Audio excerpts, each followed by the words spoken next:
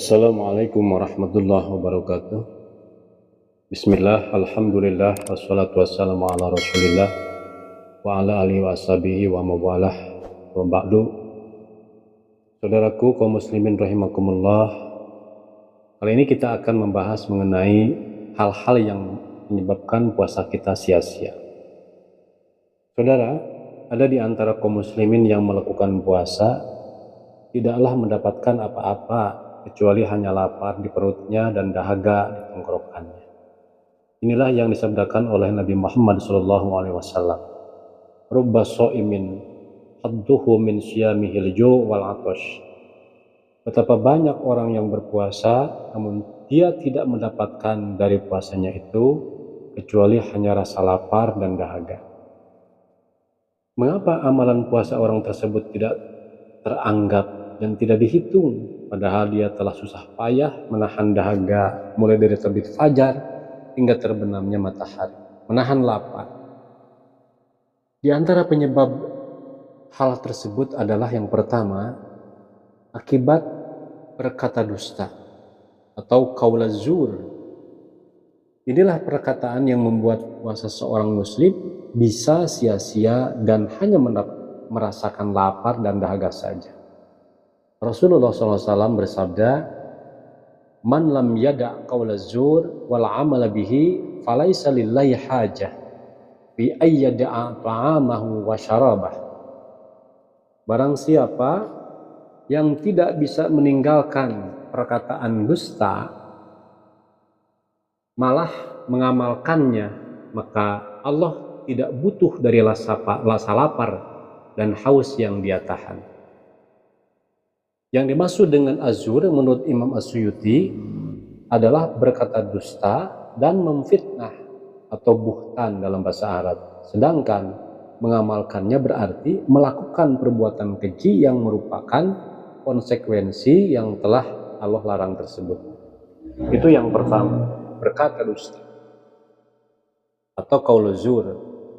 Yang kedua, lagwu dan rafas, perbuatan sia-sia dan perbuatan yang mengarah pada porno atau mesum. Sebuah hadis dari Abu Hurairah, Rasulullah SAW bersabda, "Laisa syiyam minal akli wasyarab, innama syiyam minal lagwi war rafath. Fa in sabbaka ahadun aw jahula 'alaika faltaqul inni shaimun." Puasa bukanlah hanya menahan makan dan minum saja, akan tetapi puasa adalah dengan menahan diri dari perkataan lagwu dan rafas. Apabila ada seseorang yang mencelamu dan berbuat usil padamu, maka katakanlah kepadanya, "Aku sedang puasa, aku ini sedang puasa." Menurut kitab Fathul Bari, Al-Akhfasi mengatakan di dalam Fathul Bari bahwa lagwu adalah perkataan sia-sia dan semisalnya yang tidak berfaedah. Kemudian menurut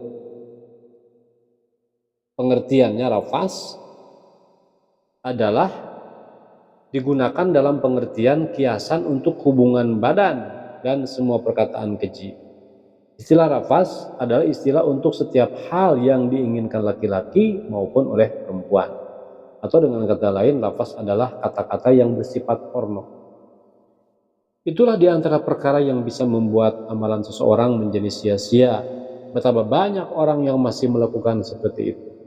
Begitu mudahnya mengeluarkan kata-kata kotor, dusta, sia-sia dan mengguncing orang lain. Ingatlah bahwa puasa bukanlah hanya menahan lapar dan dahaga saja. Namun hendaknya seorang yang berpuasa juga menjauhi perbuatan yang haram.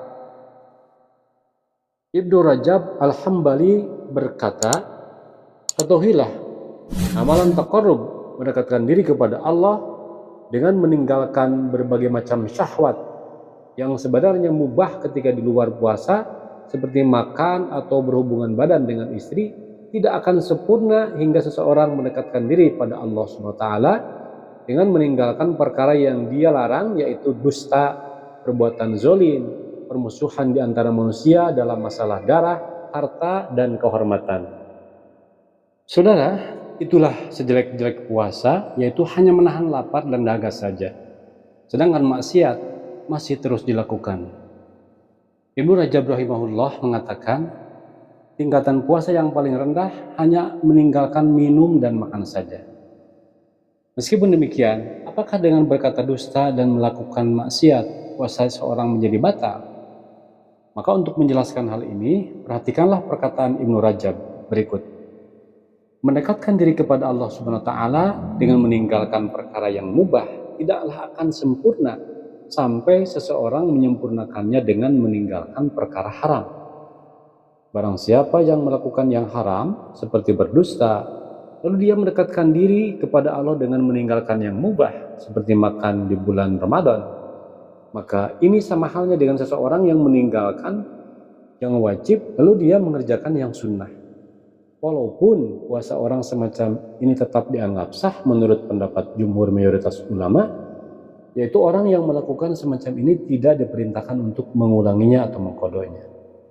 Alasannya karena amalan itu batal jika seseorang melakukan perbuatan yang dilarang karena sebab khusus, dan tidaklah batal jika melakukan perbuatan dilarang yang bukan karena sebab khusus. Inilah pendapat mayoritas ulama.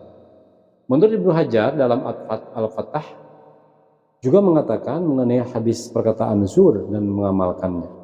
Mayoritas ulama membawa makna larangan ini pada makna pengharaman, sedangkan batalnya hanya dikhususkan dengan makan, minum, dan jima. Malah Ali Al-Qari dalam Minqatul Mafatih mengatakan, orang yang berpuasa seperti ini sama keadaannya dengan orang yang haji, yaitu pahala pokoknya aslu tidak batal, tetapi kesempurnaan pahala yang tidak dia peroleh. Oleh semacam itu, orang semacam ini akan mendapatkan ganjaran puasa sekaligus dosa karena maksiat yang dilakukan. Jadi kesimpulannya, seorang yang masih gemar melakukan maksiat di bulan Ramadan seperti berkata dusta, memfitnah, dan bentuk maksiat lainnya yang bukan pembatal puasa, maka puasanya tetap sah, namun dia tidak mendapatkan ganjaran atau pahala yang sempurna di sisi Allah SWT. Semoga kita dijauhkan dari hal-hal semacam ini. Alhamdulillah. Assalamualaikum warahmatullahi wabarakatuh.